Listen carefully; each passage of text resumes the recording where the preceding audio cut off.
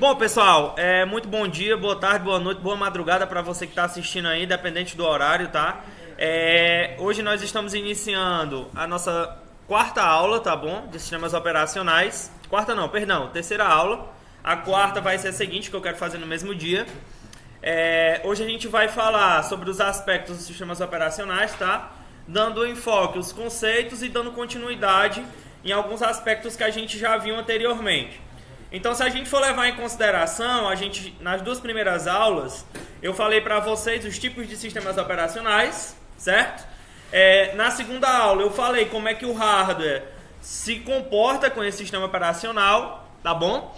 E agora a gente vai falar dos conceitos, né? Ou seja, das particularidades de cada um deles. E nessa aula, eu concentrei especificamente no que é que a gente vai abordar até a nossa última aula, tá bom? Da nossa disciplina de sistemas operacionais.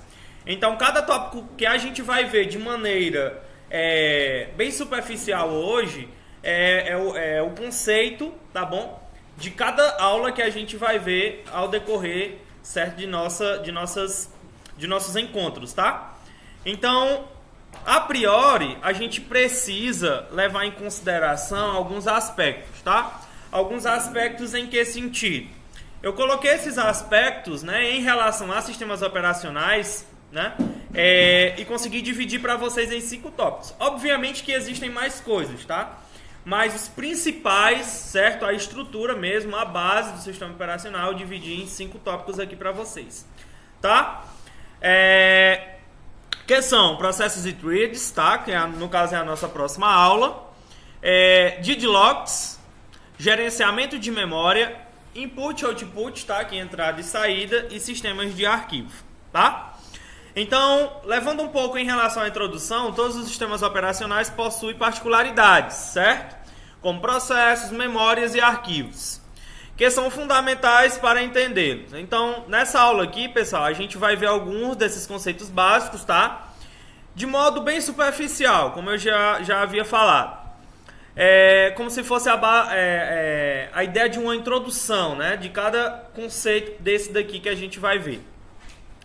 E posteriormente, cada aula, a gente vai especificar cada tópico desse, né? Então, vai ser aula 4, aula 5, aula 6, aula 7, entrada e saída, e a última aula aqui, que é a aula 8, vai ser só sistemas de arquivo, tá? Então, essa nossa disciplina, ela se caracteriza aqui, certo? Nessa estrutura aqui, tá bom? Então você já pode ir anotando aí e vai ter as futuras pesquisas também que eu vou passar para vocês, isso aí vai servir como base, tá? Outro conceito também é que todos os aspectos que eu vou trazer para vocês aqui, né, todos os exemplos, vai ser na plataforma Unix, tá? Então, tipo, eu vou estar falando de um sistema operacional específico, então aquela especificidade vai ser da plataforma Unix, tá? Todo mundo já conhece aqui a plataforma Unix, né? É a base do sistema operacional o quê? Linux, tá? O macOS também utiliza a plataforma Unix? Somente o Linux, né? Beleza. Show de bola. Processos e threads, deadlocks, gerenciamento de memória, entrada e saída e sistemas de arquivo, tá? A primeira ideia aqui que a gente vai ter é sobre os processos, tá? Então, anota essas particularidades e algumas ideias que eu vou trazer para vocês aqui, já para vocês tentarem entender, tá? Um conceito fundamental, pessoal, para todos os sistemas operacionais é o quê? É um processo, tá? Um processo é basicamente um programa em execução. Deixei até em vermelho aqui para vocês associarem, tá? Então, toda vida que você executa um programa, um serviço, um aplicativo, né?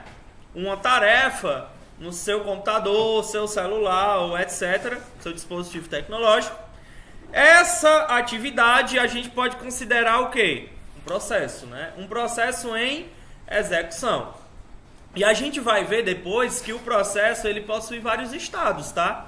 Estados de quê? No determinado momento que ele esteja sendo, por exemplo, executado, ou ele esteja em espera, né? Ou ele esteja, por exemplo, em um futuro deadlock, que a gente vai ver mais na frente, né? Então, o processo ele vai possuir vários estados, tá bom? Beleza? Ok? Tá dando certo aí, cara? Dá uma... Isso, exatamente. Muito bem. quiser vir aqui pra frente aqui, tá? Beleza. Associado cada processo, pessoal, está o quê? O seu espaço de endereçamento. Então é onde aquele cara vai estar armazenado naquele determinado momento, certo? Então não existe processo sem espaço de endereçamento. Endereçamento em que sentido? A gente precisa saber onde aquele cara, né, foi armazenado, né, o ponteiro de pilha. A gente viu os tipos de cache, né? Ele vai estar armazenado lá no cache. Pode ser no cache line, né? Pode ser no cache hit ou cache miss, né? São 3 tipos de cache. Então, essas características aí é justamente essa troca, né, do processador para a memória cache e da memória cache para quem?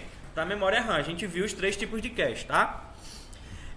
Uma lista de posições de memória que varia entre uma quantidade mínima, né, que normalmente é a posição 0, e uma quantidade máxima de posições que esse processo pode ler e pode escrever, tá? Então a gente precisa saber justamente aquelas particularidades que a gente já viu lá do cache.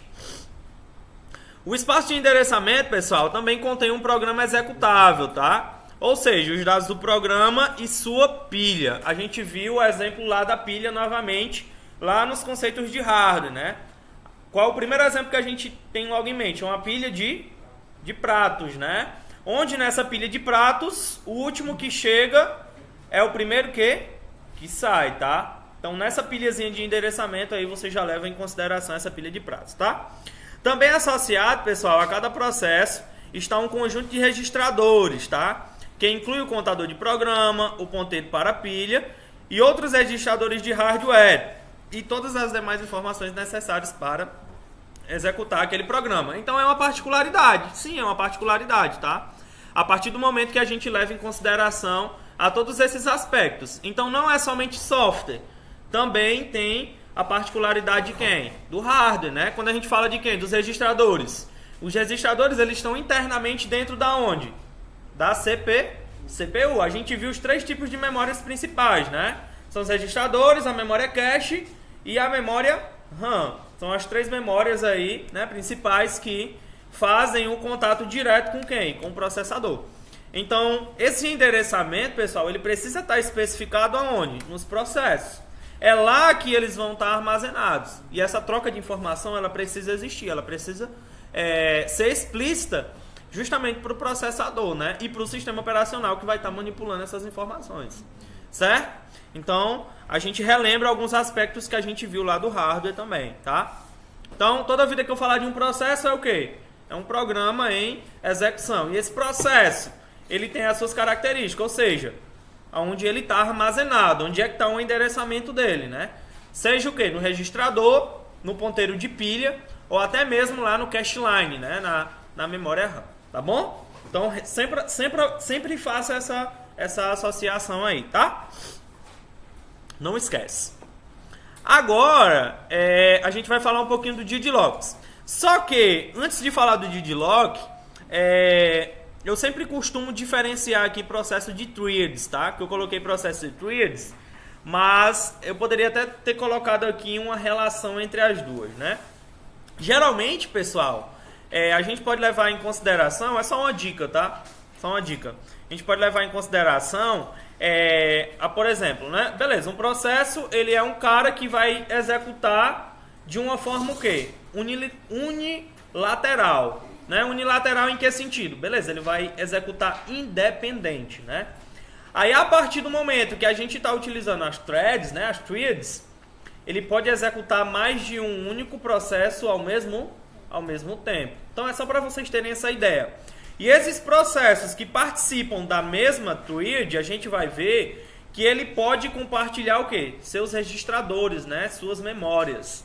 Então aí já tem uns pontos positivos e pontos negativos. A gente vai ver as particularidades de cada um deles. Então só para a gente tentar diferenciar, né? Processos de threads, né? Processo ele executa unilateral, né? Unicamente. E já as threads, né? Vai conter vários processos que podem executar ao mesmo tempo. Aí a gente já tem a ideia de multiprogramação, né? Multiprogramação é justamente a execução desses vários processos ao mesmo tempo, tá? Beleza? Só para a gente ter uma ideia. Agora a gente vai falar um pouquinho dos DigiLocks, tá? Só para a gente ter uma ideia de como é que funciona, e é um aspecto importantíssimo dentro de cada sistema operacional. Justamente por quê? Porque é como se fosse uma lógica, uma ideia de que tem que, né, ser resolucionada, né? Então é como se fosse um problema, João Vitor? Sim, é como se fosse um problema dentro dos sistemas operacionais, tá? Pessoal, então como é que acontece esse cara aqui? A primeira ideia, né? Ó, quando estão interagindo dois ou mais processos, podem, algumas vezes, entrar em uma situação da qual eles não conseguem sair, né? E essa situação é chamada de quê? De deadlock, beleza? Então, um exemplozinho aqui, ó, é o quê? Nós temos o processo A, o B, o C, o D, o E e o F, tá? Então, eu pergunto para vocês, eu consigo chegar no processo F sem que eu passe pelo processo A e pelo processo B? Eu consigo chegar diretamente aqui no processo F? Não. Então a gente já tem a primeira ideia de deadlock. Se eu não conseguir executar o processo A e o processo B, o processo F nunca poderá o quê? Ser executado. Então essa ideia, né, de nunca poder conseguir chegar lá, a ideia é chamada de quê? De deadlock. Obviamente que vai ter vários tipos de deadlock, tá? Essa aqui é a ideia generalizada que eu trouxe para vocês como exemplo, certo? Então tem essa palavra bonita, né? Tem essa palavra aí técnica, mas a característica dela é justamente essa, né? É o processo que nunca vai poder ser executado. Então a gente tem aí o deadlock. Tem outra característica e outra particularidade que a gente vai ver um pouquinho mais na frente, que é o starvation, tá? O starvation também é um tipo de processo que nunca vai poder ser executado. Ele vai ficar sempre na espera, né? Na fila de espera. Então a gente vai ver também essa característica, tá? Inclusive tem até um aplicativo que, quando a gente vai trabalhando com processo especificamente, a gente vai instalar lá no laboratório para utilizar, que é o SOzinho, tá? E nós vamos jogar vários processos e a gente vai ver como é que ele funciona, quando é que ele fica no estado de espera, né? Quando é que ele está executando, né? Quando é que a CPU está fazendo a requisição, né? Está utilizando o recurso. Então a gente vai ver esses carinhas funcionando, né, em tempo real, só a fim de conhecimento. Beleza? Então, anota aí se você já quiser pesquisar sobre o aplicativo SOzinho, tá? Beleza? O próximo cara, pessoal, é justamente o gerenciamento de memória, tá? Um dos pontos mais importantes, certo? Que a gente vai tratar em sistemas operacionais, que é justamente o gerenciamento aqui de memória. Beleza? Então, todo computador, pessoal, tem uma memória principal, obviamente, né? A memória RAM que a gente já conhece. Que ele usa para guardar os programas em execução. Se eu estou falando de programas aqui, são quem? São os processos, né?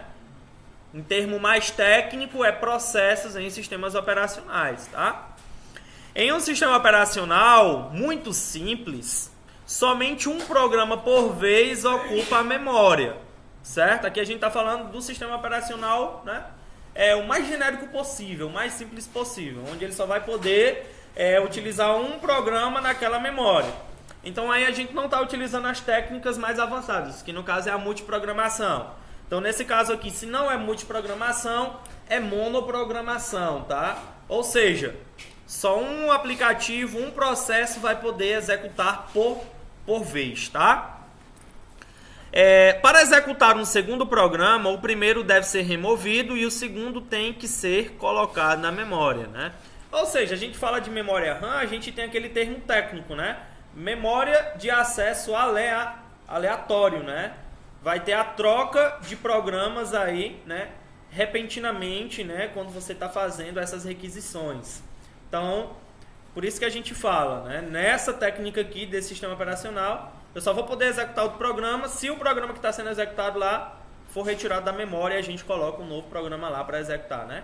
É a mesma coisa de colocar, né? Abrir o Word, para abrir o Excel, eu preciso fechar o Word, aí eu abro o Excel. É mais ou menos assim que funciona, tá? Beleza? Sistemas operacionais mais sofisticados, pessoal, permitem que múltiplos programas residam, né, na memória principal ao mesmo tempo. Então aí a gente já pega dois cenários.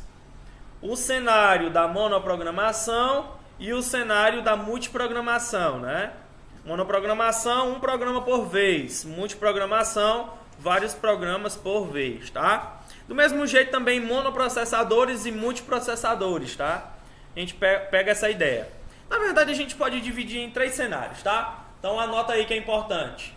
Monousuário, multiusuário, monoprogramação, multiprogramação e monoprocessadores e multiprocessadores. Todos os 3 têm a mesma ideia, tá? Todos os 3 têm a mesma ideia. Monousuário, um usuário por vez. Multiusuário, vários usuários. Monoprogramação, um programa por vez. Multiprogramação, vários programas. Multiprocessador, vários processadores executando ao mesmo tempo, né? Seja ele físico ou virtual, que são os núcleos. Ou monoprocessador, que vai ser só um processador executando por vez. Então a gente tem esses 3 níveis aí que é interessante que vocês anotem e entendam, tá? Porque se falar de sistemas operacionais é interessante. Para mantê-los livres, pessoal, da interferência dos outros programas, é do sistema operacional, beleza? A responsabilidade para fazer isso aí. É necessário algum tipo de mecanismo de proteção, tá? Embora esse mecanismo deva ser de hardware, ele é controlado pelo sistema operacional. O que é que ele quis dizer com isso aí? O que é que a gente deve levar em consideração? Por exemplo, quando eu tenho somente o Word lá aberto, beleza, tá só o Word lá, eu não preciso me preocupar com troca, né, de contexto entre o processador, registrador, memória RAM, memória cache, tá? Eu não preciso me preocupar, só tem um programa lá. A partir do momento que eu tenho, né, mais de um programa, digamos que eu tenho o Word, o Excel e o PowerPoint executando ao mesmo tempo. Aí sim eu preciso me preocupar com a troca de quem? De informação. Por quê? Porque vai ter vários programas executando ao mesmo tempo, certo? Embora essas informações estejam armazenadas lá no hardware, de quem é a responsabilidade de fazer essa troca? Sistema operacional, certo? Então a responsabilidade é totalmente do sistema operacional. Então digamos que eu não posso digitar um texto aqui no Word e esse texto for salvo lá no PowerPoint. Pode haver isso aí, pessoal? Não. O processo ele é única e exclusivamente do Word. Então, todas as informações do Word não podem ser perdidas. Tem que estar executando especificamente lá. E nem pode ser compartilhada com PowerPoint. Embora, quando a gente for trabalhar com threads, as threads sim podem compartilhar contextos dentre os mesmos processos, tá? Então, tipo, uma thread vai ter vários processos executando ao mesmo tempo. Esses processos aqui eles podem compartilhar, né, recursos, beleza? Mas quando a gente trabalha com processos independentes, isso não pode existir, certo? Beleza? Então você já coloca essa ideia aí. E quem faz esse gerenciamento é o sistema operacional, tá? Beleza? Então, todo hardware, pessoal, a gente já tem logo essa ideia, eu trouxe para vocês isso da aula passada, mas eu vou retornar aqui, né, a falar essas mesmas palavras. Todo hardware, né, ele tem uma responsabilidade em cima dele. Sim, funcionamento, né, ele tem que funcionar. Mas as responsabilidades de que ele execute em perfeita sincronia, tá? Essa responsabilidade do sistema operacional, certo? Sempre é a responsabilidade do sistema operacional, tá bom? Ok, tranquilo, muito bem. Qual a importância do gerenciamento de memória? Justamente, né, fazer com que esses processos executem, né, armazenem, se armazenem, né, se executem dentre esses componentes e que esses componentes, né, trabalhem de forma harmônica, né? Harmônica no sentido de quê? De que eles não se misturem, né, uns com os outros e que quem faça esse gerenciamento é o sistema operacional, tá bom? Essa é a principal ideia do gerenciamento de memória. A gente vai ver os tipos de gerenciamento também, tá? Algumas lógicas, algumas heurísticas, tá? Beleza? Perfeito. Agora, input e output, tá? O que é que vocês lembram aí disso aí? Entradas e saídas. O que é que vocês lembram de informática básica?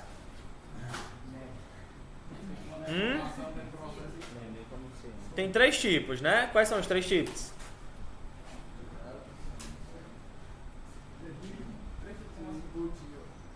Quais são os dispositivos? Isso, exatamente. Muito bem, meu querido. 1/10. Perfeito. Existem os que só são de entrada, existem os que só são de saída e existem os que têm a função dos dois, né? Entrada e saída. Quem é responsável por esse dispositivo? O sistema operacional. Mais uma vez, né? Então vamos tentar entender como é que eles funcionam aqui, ó. Todos os computadores, pessoal, têm dispositivos físicos para entrada e saída. Isso é óbvio. Isso é óbvio, tá? Afinal, para que serviria um computador se os usuários não pudessem dizer o que deve ser feito e não conseguissem verificar os resultados depois do trabalho finalizado, né? Para quê? Tipo, você está digitando e se o que você está digitando não está aparecendo na tela, então ele precisa ser útil, né? Ele precisa ser funcional, certo? Essa é a principal ideia, beleza? Então, pessoal, existem vários tipos de dispositivos de entrada e saída, né? A gente já até falou aqui, teclado, monitor, impressora.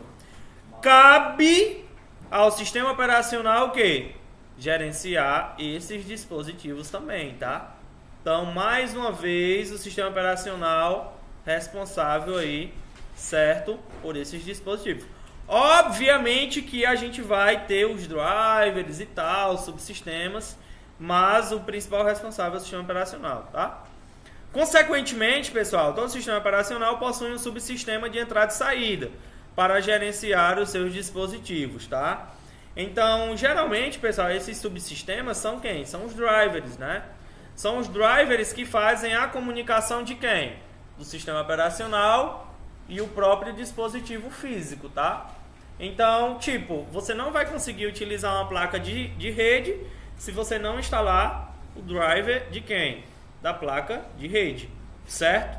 Então, o driver é que se comunica com o sistema operacional, né, Lucas? E diz para o sistema operacional que aquele dispositivo existe, né? Que aquele dispositivo é funcional e que está acoplado lá ao sistema, né? Ao computador. Então, esse subsistema, eles funcionam de uma forma integrada, né? Integrada a quem? Ao sistema operacional. Do mesmo jeito que a gente vai ver que não existe sistema operacional sem sistema de arquivo, que é um dos próximos itens que a gente vai trabalhar, tá? Certo? E é um dos caras principais para a gente trabalhar com sistemas operacionais, é o sistema de arquivo. Então, quer dizer que não existe o sistema operacional sem o sistema de arquivos? Sim, perfeito, não existe. Mas existe o sistema operacional sem alguns subsistemas. Por quê? Obviamente, não vai ser todo drive que vai, né? Às vezes vem os genéricos, né? Tipo, você instala o sistema operacional e ele já reconhece de uma forma genérica alguns dispositivos. Mas aquele drive, ele não vai funcionar, né, de uma forma 100% em cima daquele dispositivo. Por isso que é importante a gente sempre baixar os drivers específicos para aquele dispositivo que a gente tem naquele computador. Então, quando você instala o sistema operacional, alguns sistemas operacionais já vêm com a maioria dos drivers, tá? Drivers genéricos, tá? Ou seja, subsistemas genéricos. Só que o ideal é que você instale aí os específicos, tá bom? Beleza? Alguns dos programas de entrada e saídas, pessoal, são independentes de dispositivo. Isto é, aplicam-se igualmente bem a muitos ou a todos os dispositivos, tá? Outras partes dele, como os drivers de dispositivo, são específicos a cada dispositivo de entrada e saída. O que é que ele quis dizer com isso aí? Foi o que eu acabei de falar. Tem drive genérico que pode funcionar em perfeitas condições, né, em vários dispositivos diferentes. Só que, por exemplo, o drive aqui da minha placa de vídeo AMD Randall, tá?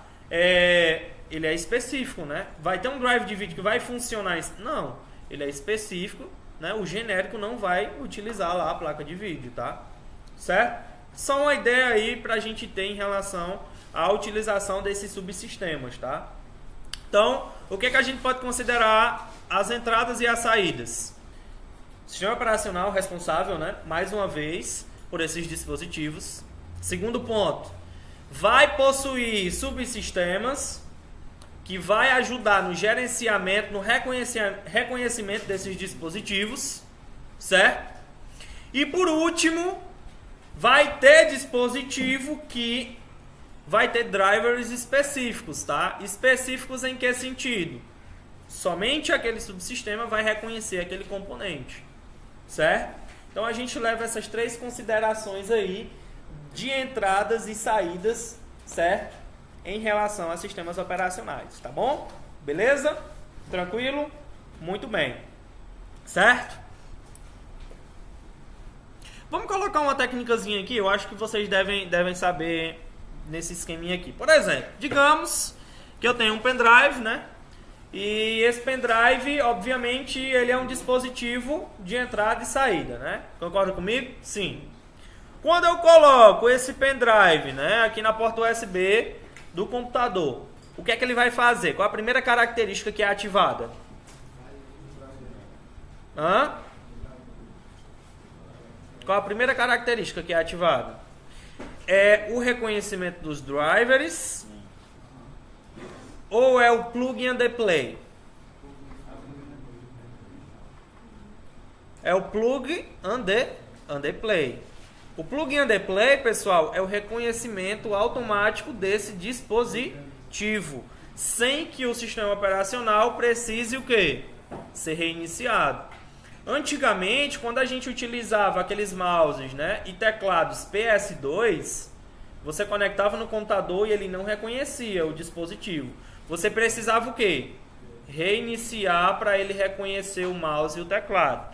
Aí, com a nova técnica, que é o plug and play, né, você conecta esse dispositivo e automaticamente o sistema operacional reconhece. Então, quando eu tiro o mouse USB e coloco ele aqui, ele vai reconhecer aquele dispositivo automaticamente, tá?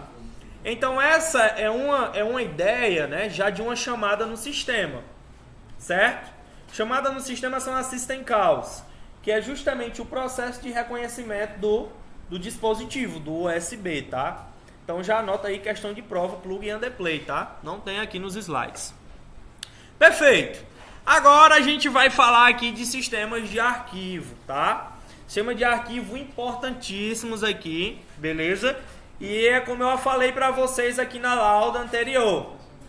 Não existe sistema operacional sem quem? Sistemas de arquivo, tá? Não existe.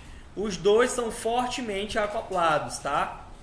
Que inclusive no momento da formatação, né, que você vai instalar um sistema operacional, você precisa definir o sistema de arquivo daquele sistema operacional, tá? Então, ambos os sistemas operacionais possuem sistemas de arquivos, tá? Específicos para cada um deles, tá bom?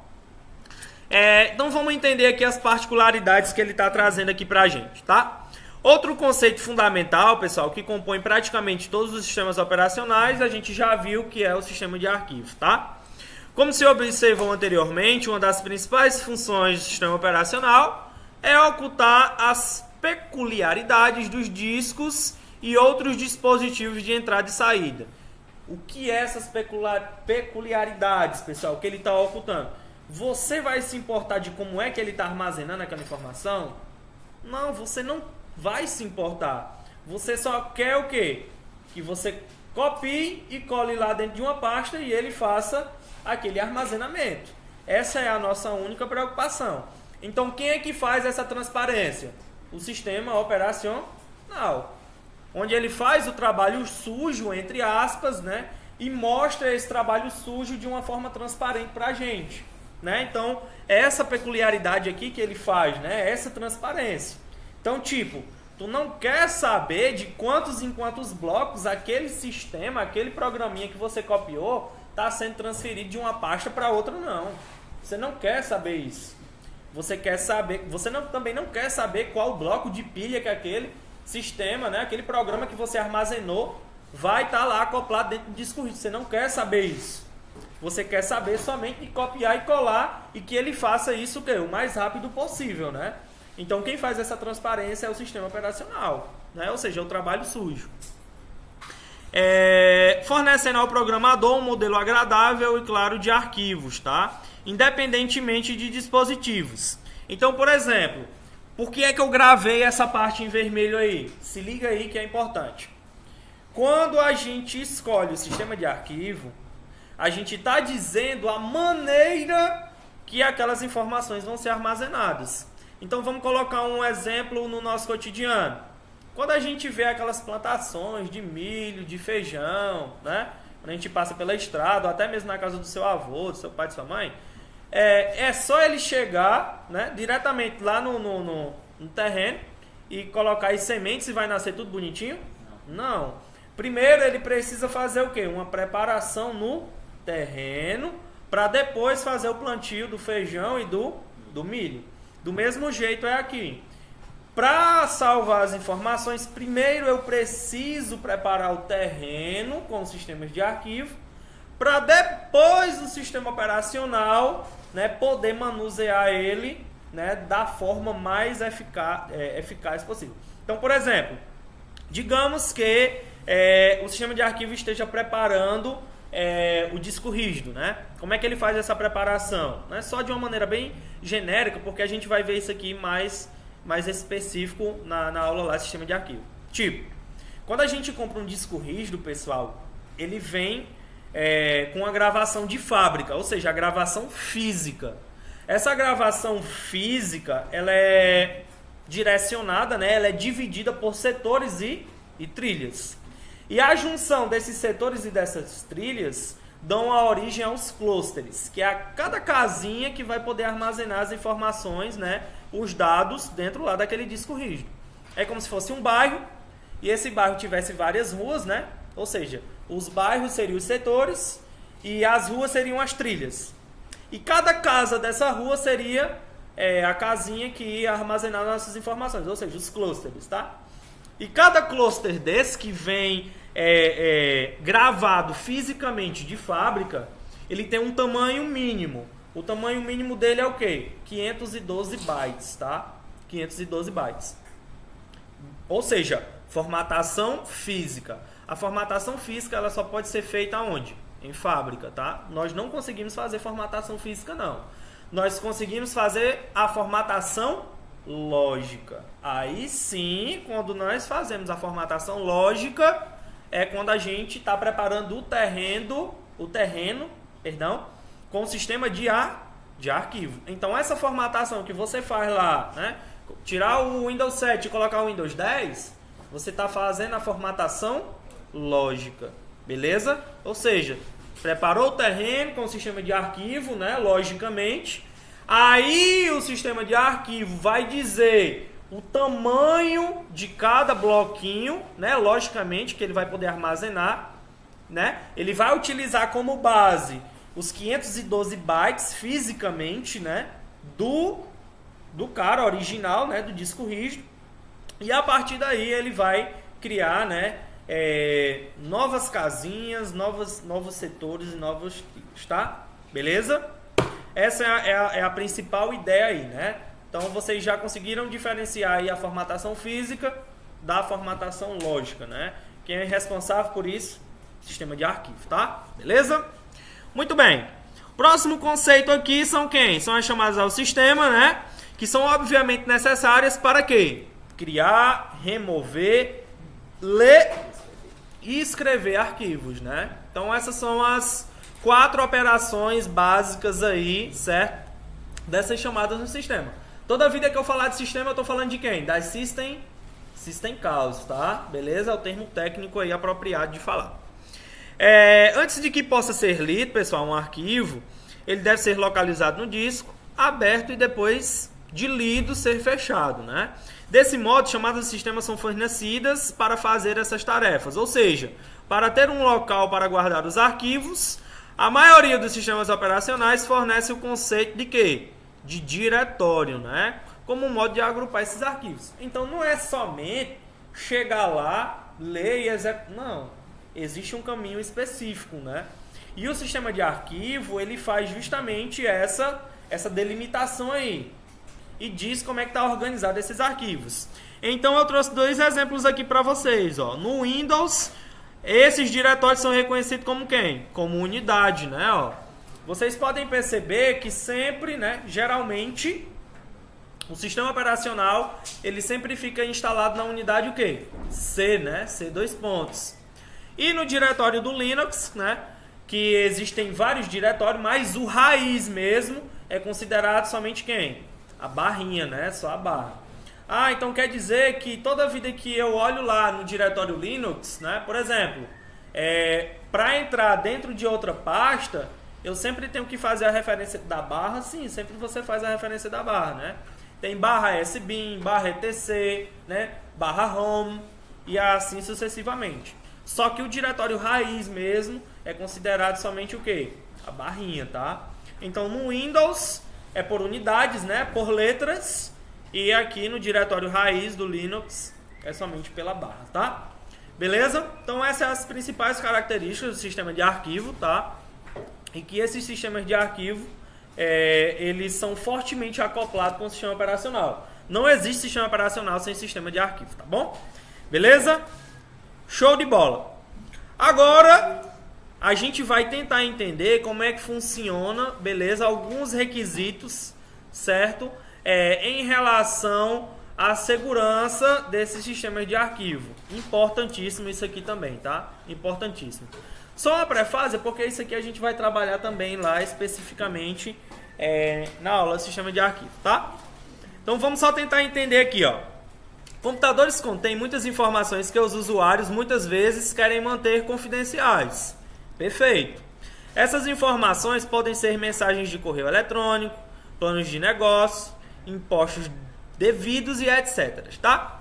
Cabe ao sistema operacional, pessoal, gerenciar o sistema de segurança, para que os arquivos, por exemplo, sejam acessíveis apenas por usuários autorizados.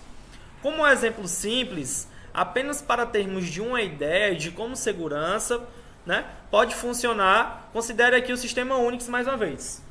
Essa forma de segurança vai ser em sistemas Unix. No Windows já funciona de outra forma totalmente diferente, tá? Os arquivos em Unix, pessoal, são protegidos, tá? Atribuindo-se a cada um deles um código de proteção de 9 bits, tá? Esse código de 9 bits ele vai ser dividido em 3 caracteres, certo? E em 3 grupos diferentes, tá bom? Cada bit ele tem uma referência. A gente vai ver aqui, ó. O código de proteção consiste em campos de 3 bits, tá? Um para o proprietário, um para os membros do grupo, né, do proprietário. Os usuários são divididos em grupos pelo administrador do sistema, tá? E outro para qualquer pessoa, ou seja, para qualquer usuário. Então você já se liga aí. A primeira autorização é de quem? Do próprio dono do arquivo, né? Do usuário. A segunda autorização é para quem? Para os usuários que participam do grupo do proprietário daquele arquivo. E a terceira autorização é para qualquer outro usuário que ele queira, né, dar aquelas autorizações, tá bom? Então você já se liga aí, ó. Cada campo tem um bit de permissão de leitura, um bit de permissão de escrita e outro bit de permissão de execução. Ou seja, o R, o W e o X, tá? O R, pessoal, vai ser de quem? De leitura. O W vai ser de quem? De escrita. E o X vai ser de quem? De execução. Então, geralmente, os arquivos, quando eu chegar no laboratório, eu vou mostrar para vocês um exemplo, que eu vou dar um ls-l e ele vai mostrar todos os meus arquivos daquele diretório, inclusive os ocultos e suas permissões. Aí, cada arquivo vai ter um item lá de segurança que vai mostrar aqui os 9 bits, certo? De cada arquivo. Então, por exemplo, esse primeiro aqui é o do proprietário, tá? Perdão. Esse segundo aqui é de quem? Do grupo daquele proprietário. E esse último aqui de quem é? Dos usuários que ele queira disponibilizar aquele arquivo. Então, por exemplo, aqui, o proprietário ele pode fazer o quê? Leitura, escrita e execução. Vocês estão vendo aqui, ó? Beleza. O pessoal do grupo aqui, ele pode fazer o quê? Opa, ele já não pode fazer o quê? Leitura, né? Mas ele pode fazer o que aqui? Escrita e execução. Ou seja, o pessoal do grupo dele pode fazer essas duas permissões. E por último aqui, os usuários, né? Qualquer usuário que tem um arquivo disponível só vai poder o quê? Executar. Então, R de leitura, W de escrita e X de execução. E esse tipo de segurança é dividido em 9 bits. E cada trio de bit desse é destinado a um grupo, né? Ou seja, o primeiro sempre da esquerda para a direita, proprietário, grupo e usuários comuns, certo?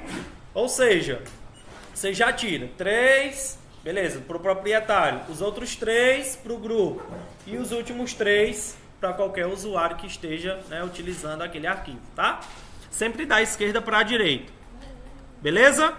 Faz as anotações aí que é importante, principalmente aqui. Então, toda vida que eu falar de segurança em sistemas Unix, essa segurança ela é dividida em 9 bits. E esses 9 bits, 3 bits para o proprietário, 3 bits para o grupo do proprietário e mais 3 bits, perdão, para os usuários, né? Eu estava falando de bits, é preocupante, né? Preocupante. Perfeito, né? Então, se liga aí que isso aqui é questão de prova, tá? Perfeito? Muito bem. E agora a gente vai falar um pouquinho do interpretador de comandos, tá? Que é o Shell, que é justamente o CMDzinho lá que a gente já conhece do Windows, tá? E no Linux é aquela telazinha preta lá que a gente faz uns comandozinhos, né? Bem bacaninhos, tá? O sistema operacional, pessoal, é o código que executa as chamadas ao sistema, ou seja, editores, compiladores, montadores, interpretadores de comandos, né? Não fazem, com certeza, parte do sistema operacional, mesmo sendo importantes e úteis. É interessante que a gente divida também, isso eu falei na primeira aula, tá? Isso eu falei na primeira aula, que existem o software básico, né? Que é o sistema operacional propriamente dito, e existe o software aplicativo, né? Que são justamente esses carinhas aqui, editores, compiladores, montadores, interpretadores, tá? Então, o Shell, pessoal, ele faz uso intensivo de muitos aspectos do sistema operacional. Ou seja, ele é considerado um software básico, tá? E serve assim como um bom exemplo sobre as chamadas dos sistemas podem ser utilizadas. A gente vai ver isso mais na frente, como é que é feito, tá? Vou mostrar uns exemplos para vocês de algumas chamadas no sistema que podem ser feitos, tá? Através do interpretador de comando. Então, muito cuidado aí para não confundir. Toda vida que eu falar de interpretador de comando, CMD ou Shell, ele é sistema operacional. Ele não é um software aplicativo, tá? Por quê? Porque ele faz uso específico das funções do sistema operacional. Ah, João Vitor, então é por isso que até hoje no Windows 10 vem o MS-DOS acoplado nele? Sim, porque é que o MS-DOS não deixa de existir. Porque muitas das funções do Windows 10 utiliza lá o DOS para fazer, tá? Beleza? Ou tem coisas que o Windows 10 não consegue fazer pela interface gráfica e a gente só consegue fazer pelo CMD. Do mesmo jeito aqui no Linux, tá? Não existe interface gráfica, por exemplo, para a gente instalar programas específicos, né? A gente tem que ir lá no terminal, sudo apt-get, install e o nome do programa. Então ali a gente está fazendo uso desses comandos aqui do sistema operacional, tá? Então Shell não é software aplicativo. O Shell é software básico, tá? Beleza? Ou seja, é um sistema operacional. Beleza? Perfeito? Agora a gente vai falar um pouquinho aqui de chamadas ao sistema, tá? As famosas System Calls. Quando a gente fala de chamadas ao sistema, pessoal, é a interface entre o sistema operacional e os programas dos usuários. É definida pelo conjunto de chamadas ao sistema que o sistema operacional oferece, tá? Para entender o que os sistemas operacionais fazem realmente, devemos observar essa interface, tá? Mais de perto. Então, ela faz o intermédio entre quem? O sistema operacional e os programas de usuário. Então, tipo, tu abre o Word, entre o Word vai ter as chamadas do sistema e depois da chamada do sistema tem quem? O sistema operacional, tá? Então, ela faz esse intermédio, né? Essa troca de informações aí entre o sistema operacional e o software aplicativo, ou seja, os programas dos usuários, tá? As chamadas do sistema, pessoal, disponíveis na interface variam de um sistema operacional para outro, tá? embora os conceitos básicos tendam a ser os mesmos, ou seja, fazer esse intermédio aí entre o sistema operacional e os software aplicativos, tá? Então, somos assim forçados a escolher entre, aí eu coloquei 2 pontos aqui para a gente levar em consideração, tá? As generalidades vagas, ou seja, os sistemas operacionais possuem chamadas ao sistema para leitura de arquivos, tá? E o item 2 aqui, alguns sistemas específicos, tá? Que no único possuem uma única chamada ao sistema, que é o read, tá? Com 3 parâmetros. Um para especificar o arquivo, um para informar onde os dados deverão ser colocados e um para identificar aqui, certo? Quantos bytes deverão ser lidos. Então, o que é que ele quis dizer com isso aí? Vai depender do sistema operacional, certo? Vai depender do sistema operacional, de como é que ele vai tratar essa informação. Essa informação em que sentido? Por exemplo, tipo, tu abrir um arquivo, tá? É um software aplicativo, o Word, por exemplo. O Word, ele vai possuir o quê? As suas chamadas no sistema, que faz a comunicação entre o programa do usuário e o sistema operacional. Aí vai depender do sistema operacional a forma que ele vai tratar essas chamadas no sistema.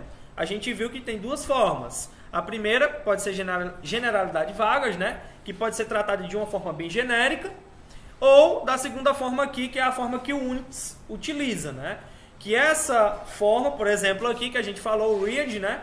Ele possui 3 características básicas. Então, cada chamada no sistema, ela vai ter uma forma de tratamento específica, de acordo com quem? Com o sistema operacional. Isso a gente vai ver especificamente na aula, né, de chamadas no sistema, tá? Como é que ela funciona, quais suas particularidades, tá?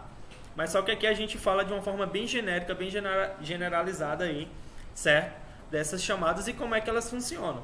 Então, a priori, né, entre aspas, a gente pode dizer que chamadas no sistema servem para fazer a comunicação de software aplicativos e o sistema o quê? Operacional, tá? Depois as particularidades a gente vai ver, beleza? Perfeito. Agora a gente tem os exercíciozinhos lindos e maravilhosos. Mete a porrada no like aí, compartilha, tá ligado? O nosso vídeo, beleza? Que a gente agradece, beleza? Perfeito? Show de bola. Valeu!